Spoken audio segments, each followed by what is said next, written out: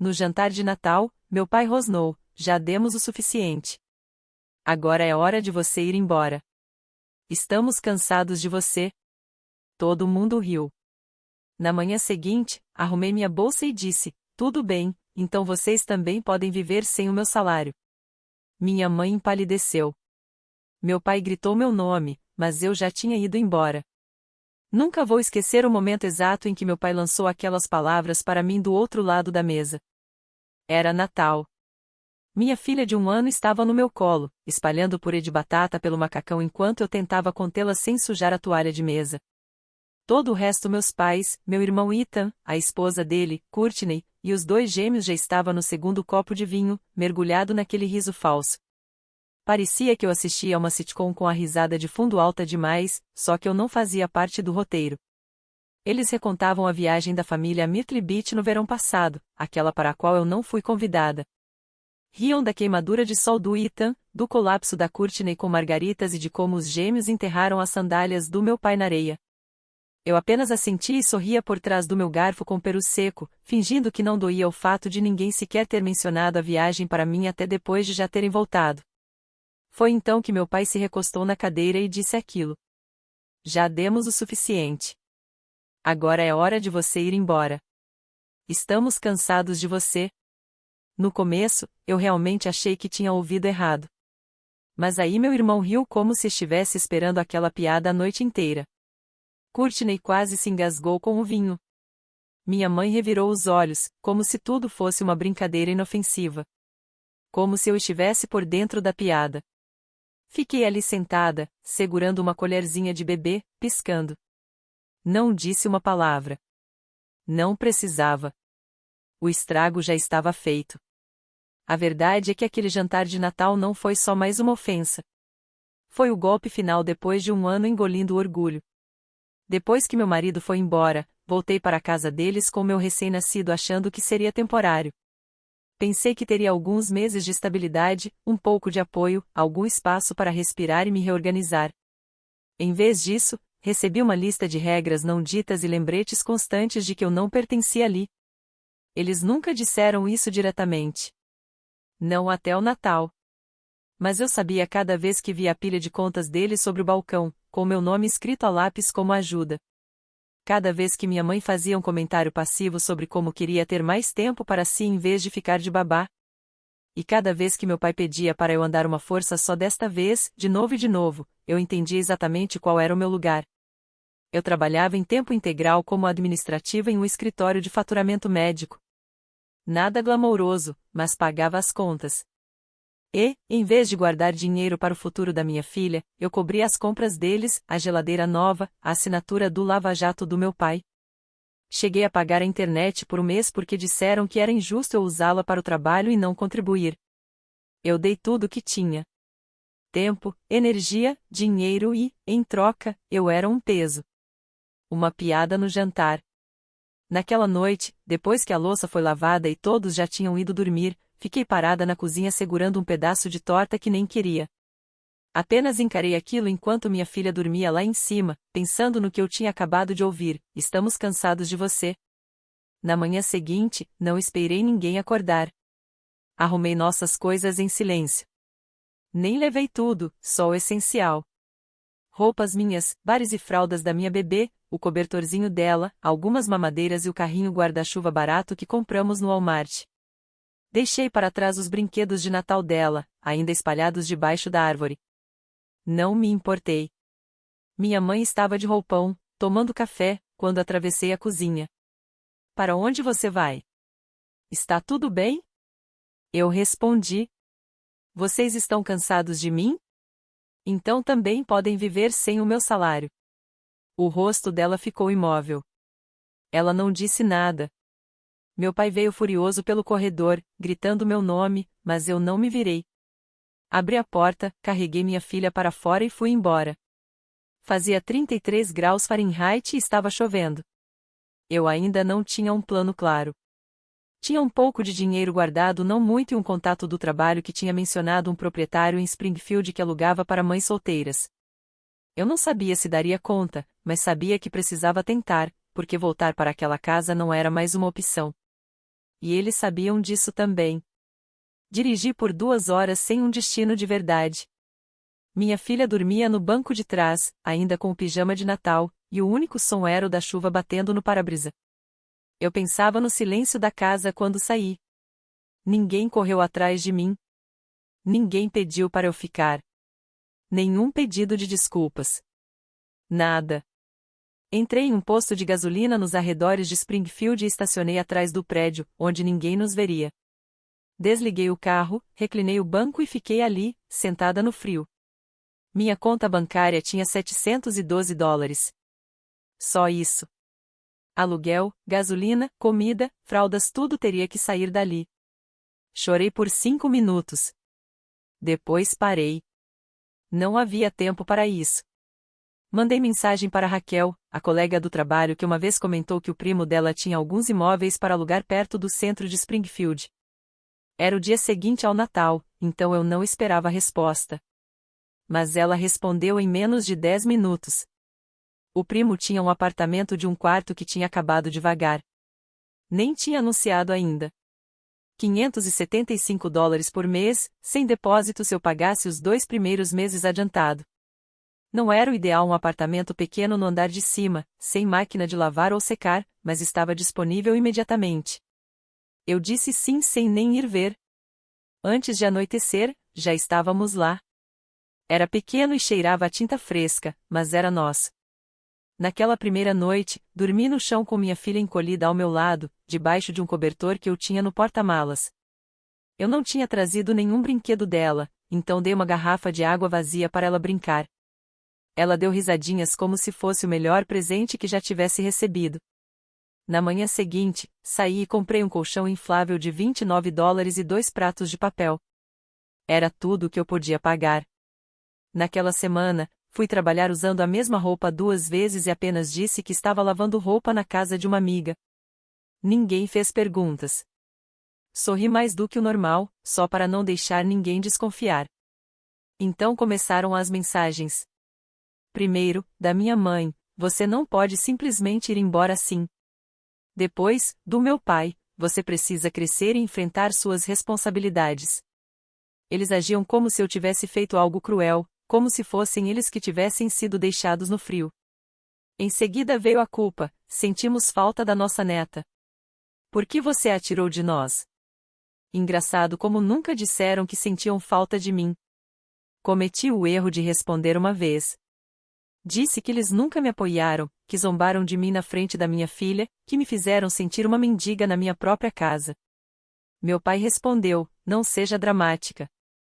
Foi só uma piada. Bloqueei o número dele.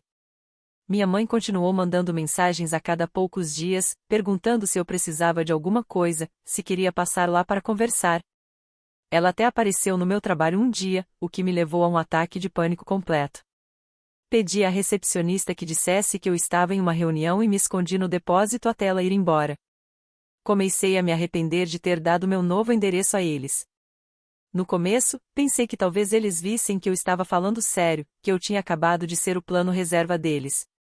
Mas agora parecia que eu só tinha facilitado para que me encontrassem de novo. Parei de conferir a caixa de correio. Vivia com medo de que um deles aparecesse à minha porta com alguma desculpa sobre visitar a bebê. Nunca tirava a minha filha de vista. E então, numa tarde no supermercado, tudo mudou. Eu estava na fila com o carrinho cheio de carnes em promoção e fórmula da marca do mercado quando um homem atrás de mim perguntou se eu tinha deixado cair alguma coisa. Virei e vi ele segurando uma chupeta.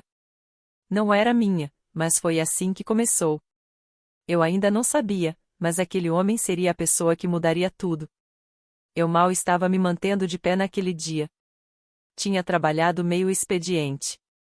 Minha filha tinha molhado a última fralda, e eu estava comprando comida com um pouco que tinha sobrado depois do aluguel.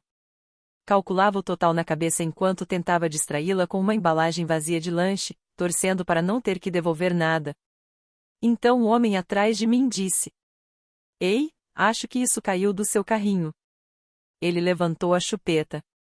Não era nossa, mas não o corrigi. Apenas sorri e peguei. Ele sorriu de volta e perguntou quantos anos ela tinha.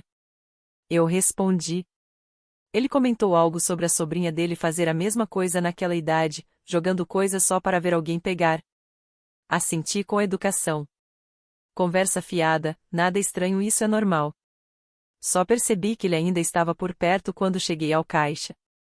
Quando o valor apareceu e eu estendi a mão para pegar meu cartão de débito, a caixa disse que já estava pago. Eu só fiquei olhando para ela, sem entender. O cara Ryan, como eu descobriria depois, assentiu lá de trás e disse: Feliz Natal. E foi embora. Simples assim, como se não fosse nada. Corri atrás dele para devolver o dinheiro, mas ele já estava no carro, acenando para eu desistir. Guardei o rosto dele na memória. Não esperava vê-lo de novo. Mas 2 semanas depois, encontrei-o no mesmo mercado. Dessa vez, eu puxei conversa. Ele riu, disse que eu parecia menos estressada, e eu respondi que isso era discutível. Acabamos conversando por quase 1 hora no estacionamento, enquanto minha filha dormia no bebê conforto. Eu não tinha uma conversa de verdade com um adulto havia semanas, sem insultos velados ou pena forçada. Ele perguntou se eu queria tomar um café algum dia, só eu e o bebê. Nada formal. Eu disse que sim, sem esperar muita coisa, mas fomos. E depois fomos de novo. Ele foi o primeiro homem em muito tempo que não me olhou como alguém quebrada ou como uma história de advertência. Ele ouvia. Lembrava de coisas que eu nem percebia ter contado, como o quanto eu odiava relógios barulhentos ou como eu pintava antes de a vida atrapalhar tudo. Ele nunca perguntou sobre meu ex ou por que eu morava num apartamento minúsculo com um bebê. Esperou que eu oferecesse essas informações. E quando finalmente ofereci, ele não se abalou. Depois de cerca de 1 mês, deixei que ele conhecesse minha filha de verdade. Ele trouxe uma girafa de pelúcia e um pacote daqueles biscoitinhos infantis que ela adorava. Ela se encantou por ele imediatamente. Ele não se enfiou na nossa vida. Apenas foi ocupando, devagar, os espaços que estavam vazios havia tanto tempo. E então, numa quinta-feira, aconteceu. Cheguei do trabalho e vi o carro dos meus pais estacionado em frente ao meu prédio. Senti o estômago revirar. Minha mãe veio apressada, braços abertos, como se nada tivesse acontecido. Meu pai ficou mais atrás, braços cruzados, olhando ao redor como se o lugar não fosse bom o suficiente. Eles não davam notícias havia semanas desde que bloqueei meu pai e ignorei a maioria das mensagens da minha mãe. Acho que finalmente decidiram consertar as coisas. Ela disse que sentia nossa falta. Disse que naquela noite eles só estavam brincando, que eu tinha exagerado. Eu não falei muito. Apenas disse que eles precisavam ir embora. Meu pai ficou irritado, começou a elevar a voz. Minha mãe mudou o tom. De repente, eu era desrespeitosa e estava dificultando tudo. Minha filha começou a chorar nos meus braços. Foi então que o carro do Ryan entrou no estacionamento. Ele desceu, olhou a cena por um segundo e veio direto até nós. Perguntou se estava tudo bem. Mal consegui dizer não. Então ele se virou para os meus pais e disse exatamente o que eu não conseguia. Ela não quer falar com vocês. Vocês precisam ir embora. Meu pai estufou o peito, como se fosse começar alguma coisa. Ryan nem piscou. Não levantou a voz. Não tocou nele. Apenas ficou ali, calmo, firme, impossível de mover. Meu pai olhou para ele como se não soubesse o que fazer diante daquele tipo de postura. E, pela primeira vez na minha vida, recuou. Eles entraram no carro e foram embora. Naquela noite, depois que coloquei minha filha para dormir, Ryan sentou no chão ao meu lado e me contou algo que mudou tudo. Ele não era só um cara com um sorriso simpático e boas maneiras. Anos antes, ele tinha sido cofundador de uma empresa de tecnologia e vendido parte dela. Ele tinha dinheiro do tipo que faz a sua mente travar por um segundo. Mas não era exibido. Vivia de forma simples. Nem carro de luxo ele tinha. Disse que já tinha se machucado antes, com pessoas se aproveitando dele, fingindo se importar. Então, parou de contar. Fiquei ali, sem palavras, tentando entender se aquilo era real. Ele disse que queria ajudar a mim e a minha filha, não por pena, mas porque se importava, porque via algo em nós que valia a pena proteger. Disse que tinha um lugar em Miami, que já estava indo para lá parte do tempo por causa do trabalho, e que poderíamos ir com ele, se eu quisesse. Sem pressão, sem condições escondidas. Apenas uma oferta. Um recomeço limpo. Pedi que ele me desse tempo. Eu precisava pensar, respirar. Ele disse apenas: tudo bem. E então, sem me contar, ele foi até a casa dos meus pais. Entregou a eles um envelope com $10.000. Nenhuma explicação além disso. Não entrem mais em contato com ela. Acabou para vocês. Isso deve facilitar as coisas. Eles me ligaram, claro. Deixaram mensagens de voz, mandaram e-mails, tentaram distorcer tudo, dizendo que eu tinha mandado um homem ameaçá-los, que eu estava sendo manipulada. Eu não respondi. Não precisava. Pela primeira vez na minha vida, alguém tinha me defendido de verdade. Depois que Ryan entregou aquele envelope, tudo ficou em silêncio. Minha mãe parou de mandar mensagens. Meu pai não deixou mais recados. Foi quase estranho a rapidez com que recuaram, como se finalmente tivessem entendido que perderam o controle. Pensei que talvez tivesse acabado, que eu pudesse finalmente focar na minha filha, no trabalho e naquela coisa silenciosa, mas crescente, que eu tinha com o Ryan. Então a carta chegou. Não deles, mas do advogado deles. Apareceu na minha caixa de correio numa manhã de segunda-feira. Um envelope pardo grosso, com meu nome completo escrito, como se quisessem parecer oficiais. Abri sentada no chão da cozinha, enquanto minha filha brincava com copos medidores de plástico. Dentro havia uma carta dizendo que eu devia dinheiro a eles, $9.300. Alegavam que era o reembolso de aluguel atrasado, comida e contas de serviços do período em que morei na casa deles. Diziam que, como eu tinha saído de forma abrupta, estavam solicitando formalmente a restituição. Havia até cobranças detalhadas falsas. Uma delas era de $140 por terapia para estresse emocional em que minha mãe alegava ter precisado depois que eu fui embora. Primeiro eu ri, achei que fosse uma piada. Depois percebi que eles estavam falando sério. Queriam me levar ao juizado de pequenas causas. Mostrei a carta ao Ryan, envergonhada e tremendo. Senti como se tivesse caído numa armadilha, como se talvez eu não devesse ter saído daquele jeito, como se pudesse acabar me prejudicando legalmente. Ele leu tudo com calma. Então me fez uma única pergunta. Você quer que eu faça isso desaparecer? Eu disse que não queria que ele limpasse as minhas bagunças. Ele respondeu que aquilo não era bagunça. Era assédio. Disse que já tinha visto aquilo antes, famílias viciadas em controlar alguém incapazes de lidar quando esse controle é quebrado. Ele fez uma ligação para o advogado dele. Só isso. Em 2 dias, uma resposta formal foi enviada. Incluía a documentação do dinheiro que eu já tinha dado a eles, capturas de tela das mensagens e um aviso muito educado sobre processos frívolos. Eles desistiram de tudo. Mas o que mais ficou comigo não foi a rapidez com que o Ryan resolveu a situação. Foi o fato de ele não me tratar como se eu lhe devesse algo por isso. Ele não agiu como um salvador. Apenas disse: você não deveria ter que carregar tudo isso sozinha. Ele começou a passar mais tempo no apartamento. Não daquele jeito apressado de dormir e ir embora. Ele trazia jantar depois do trabalho, me ajudava a arrumar as coisas, assistia desenhos com minha filha enquanto eu dobrava a roupa. Ele nos fez sentir como uma família sem nunca dizer isso em voz alta. Então, uma noite, ele chegou com uma caixinha. Achei que fosse uma joia ou talvez uma chave, mas quando abri, havia passagens aéreas, uma para mim, outra para minha filha e um bilhete que dizia apenas: 3 de janeiro, Miami. Venha ver. Sem pressão, sem promessas, só sol. Fiquei olhando para ele. Ele sorriu e disse: só uma visita. Uma semana. Sai desse frio. Vê como a vida pode ser. Eu não sabia o que sentir. Não fazia uma viagem havia anos. Nem sequer tinha saído de Springfield desde que me mudei da casa dos meus pais. Parte de mim estava apavorada. Mas outra parte, aquela que tinha ficado enterrada sob o estresse e o medo, se acendeu. Nós fomos. O lugar em Miami não era um condomínio. Nem sequer uma casa comum. Era uma vila de 2 andares, escondida atrás de uma muralha de palmeiras, com piscina, jardim e uma casa de hóspedes nos fundos. Minha filha saiu correndo assim que entramos, rindo pelos corredores, como se já soubesse que aquele lugar era dela. Ficamos 5 dias.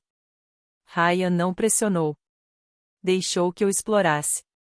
Mostrou a praia que ele amava, o café de onde queria trabalhar, o quarto de bebê vazio que ele tinha decorado discretamente, só por precaução. Eu disse que não estava pronta para me mudar. Ainda não. Tudo bem, ele disse. Não perguntou de novo. Mas algo inesperado aconteceu na noite antes do nosso voo de volta. Enquanto eu colocava minha filha na cama, olhei para o monitor que o Ryan tinha instalado no quarto de hóspedes. Havia movimento não no quarto dela, mas do lado de fora, perto do portão da frente. Ryan checou as câmeras.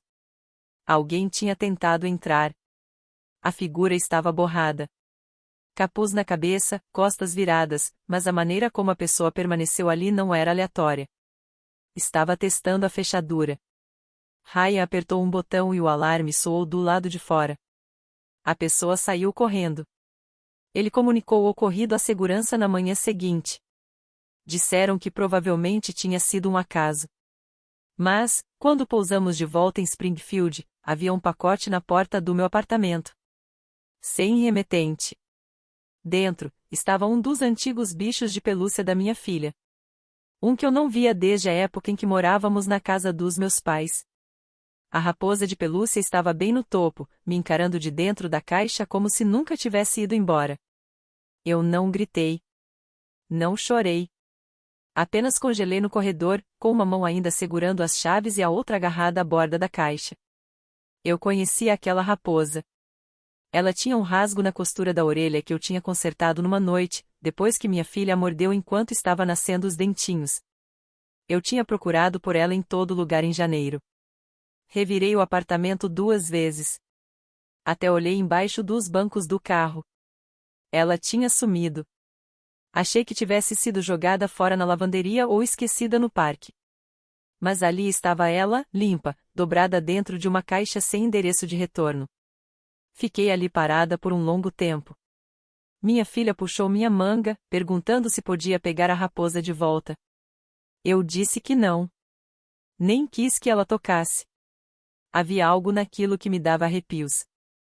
Coloquei a caixa sobre a mesa da cozinha e mandei uma foto para o Ryan. Ele ligou imediatamente. Contei tudo sobre a raposa, sobre como ela estava desaparecida desde a mudança, sobre como eu tinha certeza de que vinha da casa dos meus pais. Ninguém mais teria aquilo. Ninguém mais sequer saberia que estava faltando. Ryan não fez perguntas bobas. Apenas disse: "Você não vai passar mais uma noite aí." Ele nos buscou em menos de 30 minutos. Naquela noite, nos levou para a casa de um amigo dele, alguém de confiança, e nos acomodou no quarto de hóspedes. Depois, passou metade da noite ao telefone com uma empresa de segurança privada. Descobri mais tarde que ele mandou instalar câmeras ao redor do meu apartamento já no dia seguinte, caso alguém voltasse. Mas não foi só isso. Ele também pediu para checarem uma placa de carro, porque quando revisamos as imagens das câmeras da semana anterior, notamos algo que eu não tinha percebido. O carro mesmo sedã prateado que costumava estacionar na rua em frente à casa dos meus pais tinha passado pelo meu prédio 3 vezes numa única tarde, diminuindo a velocidade todas as vezes. Ryan não ficou esperando respostas. Tomou uma decisão. Disse que Springfield tinha acabado para nós. Não de forma dramática, sem gesto de herói. Ele apenas me olhou e disse: "É hora. A gente não precisa continuar só sobrevivendo aqui. Podemos viver em outro lugar. Viver de verdade." Eu não discuti. Eu estava cansada de ter medo de sair de casa. Cansada de espiar pelo olho mágico 5 vezes antes de abrir a porta. Cansada de me perguntar se meus pais estavam me seguindo só para ver até onde eu tinha caído sem a ajuda deles. Mas Ryan não me ofereceu apenas uma fuga. Ele me deu uma escolha. Disse que poderíamos nos mudar para Miami. Ele já tinha o lugar. Estava tudo pronto. O quarto de hóspedes era meu. E o quarto do bebê já tinha brinquedos novos e uma plaquinha com o nome dela que ele nunca tinha me mostrado antes. Ou, se eu não estivesse pronta para ficar tão perto assim, ele me ajudaria a encontrar outra cidade, outro apartamento, outro caminho. Bastava dizer a palavra. Eu escolhi Miami, mas só se fosse tudo feito em silêncio. Ryan cuidou de tudo. Mandou os carregadores empacotarem meu apartamento enquanto eu tirava minha filha da creche sem aviso prévio. Não contei a ninguém no trabalho que estava indo embora. Deixei que pensassem que eu tinha pedido demissão por impulso. Talvez achassem que eu tinha surtado. Talvez dissessem que eu era louca. Que pensassem. Nós fomos embora numa terça-feira. Minha filha não entendia direito, mas sabia que íamos andar de avião e que ela podia levar a raposa. Abraçou o bichinho com força, como se ele nunca tivesse desaparecido, como se não tivesse sido usado para mandar uma mensagem que eu ainda não conseguia compreender totalmente. Antes de embarcarmos, Ryan disse que havia mais uma parada que ele queria fazer e que eu não precisava estar presente. Eu disse que não estava mais me escondendo. Então fui com ele. Entramos na rua dos meus pais e estacionamos longe o suficiente para não sermos vistos da janela da frente. Ryan desceu sozinho. Eu fiquei no carro, com o coração disparado, observando minha filha dormir na cadeirinha como se nada estivesse acontecendo. Ele caminhou até a porta, bateu uma vez, e meu pai atendeu. Ryan entregou um envelope e não perdeu tempo com conversa fiada. Disse o que precisava dizer. Eu não ouvi as palavras, mas vi a expressão do meu pai mudar enquanto lia a carta lá dentro. Ryan voltou para o carro, sentou-se e saiu dirigindo sem dizer nada. Perguntei o que estava escrito. Ele respondeu: "Este é o segundo e último pagamento. Vocês foram pagos para desaparecer da vida dela. Fiquem longe. Se ela voltar a ver vocês, se tentarem contato outra vez, eu não serei tão educado da próxima vez." Foi isso. Chegamos a Miami naquela mesma noite. A casa era ainda mais bonita do que eu lembrava. Clara, arejada, cheia de pequenos sinais de que ele vinha se preparando para nós mesmo quando eu ainda não estava pronta. Armários à prova de criança, um balanço no quintal, filmes infantis baixados em todas as telas. Ele me deu meu próprio quarto. Minha filha ficou com o dela. Não pediu nada em troca. Apenas abriu espaço para nós, como vinha fazendo desde o primeiro dia. E, pela primeira vez em mais de um ano, eu me senti segura. Não sortuda. Não resgatada. Segura. Como se talvez eu não tivesse nascido para apenas sobreviver à minha vida. Talvez eu tivesse nascido para começar uma nova. A grande atualização final: já se passaram 6 meses desde que saímos de Springfield. 6 meses desde que deixei para trás aquele apartamento frio e apertado, a caixa de correio que eu tinha medo de abrir, os pais que só me viam como uma conta bancária com bagagem emocional. Eu dizia a mim mesma que ia escrever uma atualização. Mas toda vez que sentava para escrever, sentia que estava desafiando o destino. Como se, ao dizer o quanto as coisas estavam ficando boas, eu pudesse estragar tudo. Mas aqui estou eu. Vivemos em Miami agora, na nossa casa. Não em um quarto de hóspedes, não sozinha. Ryan me colocou na escritura sem dizer uma palavra. Eu só descobri quando chegou uma carta pelo correio com o nome de nós dois. Fui falar com ele, achando que fosse algum erro, e ele apenas deu de ombros e disse: "Esta casa também é sua. Eu não vou a lugar nenhum. E você também não." Eu não disse nada. Só chorei por um tempo e depois levei minha filha para a piscina, como se fosse qualquer terça-feira comum. Ela está florescendo. Matriculei-a em uma creche pequena, com professoras que sabem o nome dela, que a tratam como mais do que apenas mais uma criança barulhenta. Ela voltou a dormir a noite inteira. Na primeira vez em que acordei às 3 da manhã e ouvi silêncio, sentei na cama em pânico, achando que algo estava errado. Não estava. Ela só estava segura. Eu também consegui um trabalho meio período, remoto ajudando com tarefas administrativas para uma das empresas de um amigo do Ryan. É flexível. Paga bem. Mas, mais do que isso, não me faz sentir como se eu estivesse trabalhando apenas para manter a cabeça fora d'água. E o Ryan, ele continuou o mesmo, o que é o que mais me impressiona. Ele não mudou quando nos mudamos para cá. Não virou outra pessoa depois que me teve por perto. Ele ainda faz café todas as manhãs. Ainda chega em casa com pequenas coisas que acha que eu vou gostar. Ainda brinca com minha filha por 1 hora antes do jantar, não importa o quão cansado esteja. Ainda me defende sem me fazer sentir fraca. Nós não somos casados. Ele não me pediu em casamento. E eu não tenho pressa. Nós conversamos sobre isso. Concordamos que vamos saber quando for a hora certa. Sem pressão, sem espetáculo, só uma vida real, silenciosa, construída juntos. E meus pais, eles não entraram mais em contato desde o envelope. Nenhuma vez. Sem cartas, sem ligações, nada do meu irmão ou da esposa dele também. Bloqueei todos, apaguei o e-mail antigo, mudei tudo. Nunca contei que saímos do estado, mas acho que nem precisei. Eles entenderam o recado. O Ryan garantiu isso. Às vezes me pergunto se eles pensam em mim, na neta deles, se arrependem do que fizeram, das zombarias, do senso de direito, daquele jantar de Natal em que riram enquanto meu pai dizia que tinha acabado para mim. Mas não fico muito tempo nesse pensamento, porque não estou mais com raiva. Nem triste. Só livre. E sabe de uma coisa? Pela primeira vez na minha vida adulta, 2024 parece meu. Não uma tempestade para sobreviver, não um desastre para consertar. Um começo. Fomos à praia no último fim de semana. Minha filha correu direto para as ondas, com um maiô de bolinhas, rindo como se o mundo nunca fosse decepcioná-la. O Ryan foi atrás, deixou que ela enterrasse os pés dele na areia. Eu fiquei sentada numa toalha, apenas observando, deixando o sol bater no meu rosto sem me encolher. E então percebi algo. A versão de mim que viveu naquela casa, aquela que implorava por carinho aos pais e entregava o último salário só para evitar a amargura dele, se foi. Ela saiu naquela manhã de Natal e nunca mais voltou. No lugar dela, existe uma mulher que finalmente sabe como a paz se sente. E ela não vai abrir mão disso por nada.